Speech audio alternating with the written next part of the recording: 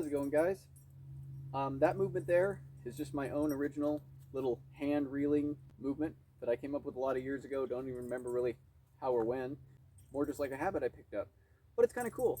So here it will be with the other stuff I've broken down. Unlike some of the stuff I've broken down lately, this is pretty beginner level. I think just about anybody can pick this one up with just some basic fundamentals down. So definitely worth showing for that reason too. Let's get right into it with a brief overview. I cast out to the lead side, catch the slack in the anchor hand as it continues to spin. I catch the slack back in the lead hand. So I've wound to this point and I'm simply stepping and tossing out. I'm thinking of it like I'm winding the spool. Right? Wind, wind, release. So if it helps to conceptualize, imagine your hands are just kind of like reeling it, like a spool. Each time you catch it, that cuts the centripetal force, or rather it multiplies it because the axis gets shorter and shorter. Toss a wind, wind, release. If it helps to kind of think of it almost in this Tai Chi sense, you can think of it that way too. So I'm winding, releasing. It's not really that picturesque when you do it with this, but still if it helps to conceptualize it that way, that's kind of what's going on.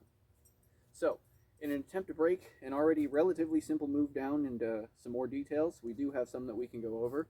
So I'll start just by not moving and doing it right here in slow motion. So check it out.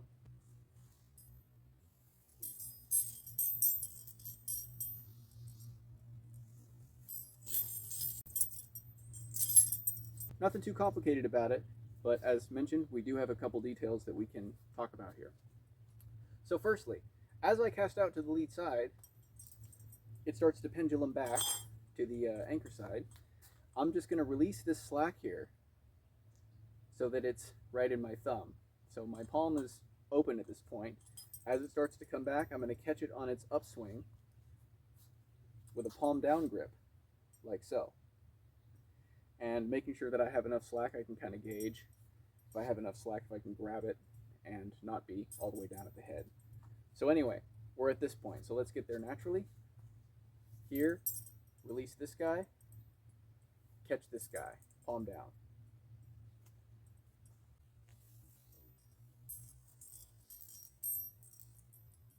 So right, seamlessly it's going to start continuing its upward swing from there.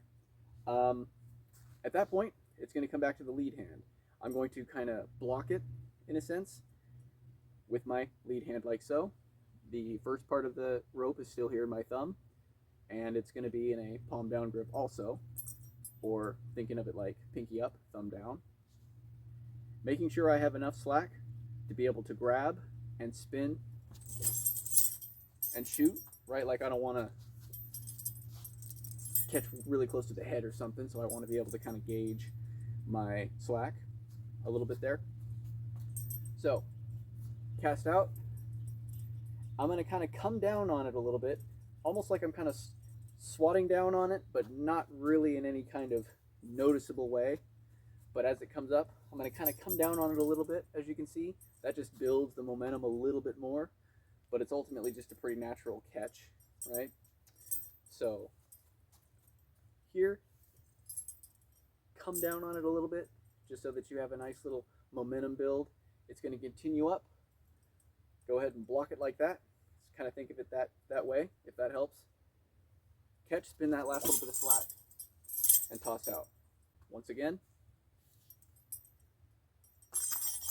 review, release this on the upswing, catch it here, palm down grip. It's going to continue up.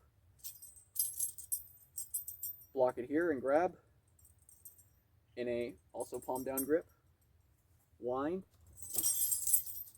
and release. So just try to do all of that in one seamless, fluid, reeling sort of motion. Wind, wind, release. Wind, wind, release. Wind, wind, release. So pretty cool. Simple little thing. Just about anybody with some basics down, I think, could pick this one up.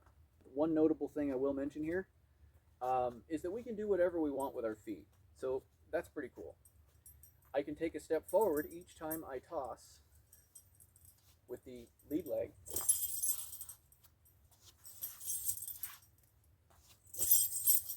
I can take a step back with the anchor leg.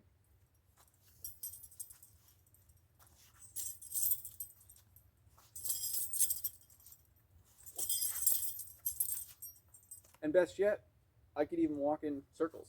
If I had some Bagua practitioners seeing this by any chance, you can go like this.